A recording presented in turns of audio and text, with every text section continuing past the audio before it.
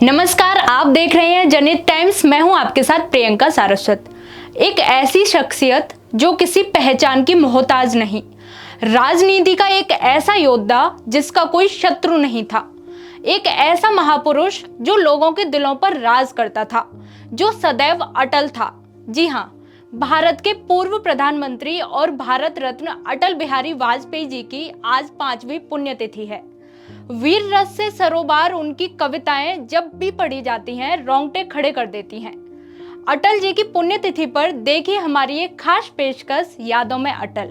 हिंदू तन मन हिंदू जीवन, रग रग हिंदू मेरा परिचय। मैं शंकर का वह क्रोधानल, कर सकता जगती छार छार। डमरू की वह प्रलय ध्वनि हूँ, जिसमें नचता भीषण संहार। रणचंडी की अतृप्त प्यास, मैं दुर्गा का उन्मत्त हास। मैं यम की प्रलयंकर पुकार, जलते मरघट का धुआंधार। फिर अंतरतम की ज्वाला से जगती में आग लगा दूं मैं। यदि धधक उठे जल थल अंबर, जड़ चेतन तो कैसा विस्मय। हिंदू तन मन हिंदू जीवन, रग रग हिंदू मेरा परिचय। ये अटल बिहारी वाजपेयी जी की केवल कविता नहीं, ये उनका पूरा परिचय है। ये कविता अटल का असली परिचय बताती है। अटल के अंदर हिंदुत्व की गहराइयों को बखूबी बयां करती है। लेकिन अपने इस हिंदुत्व के परिचय को अटल जी ने कभी भी अपने कर्म और सभी को साथ लेकर चलने की परंपरा पर हावी नहीं होने दिया।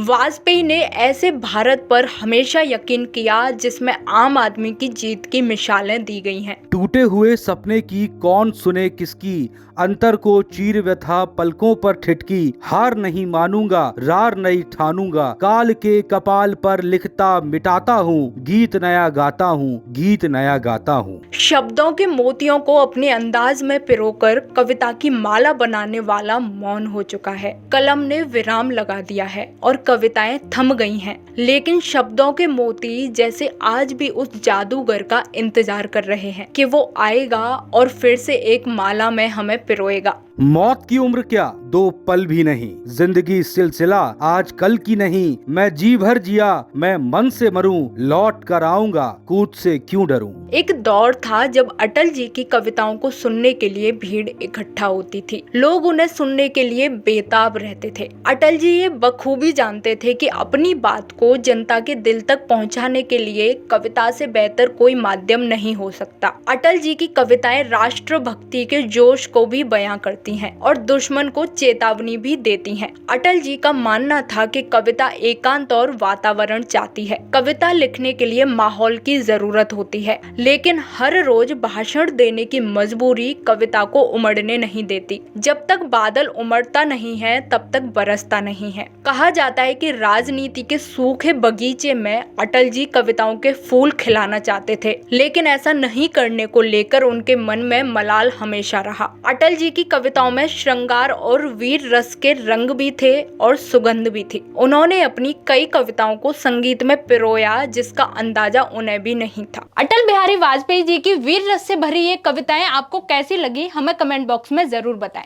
देश और दुनिया की तमाम खबरों के लिए देखते रहिए जनहित टाइम्स। धन्यवाद।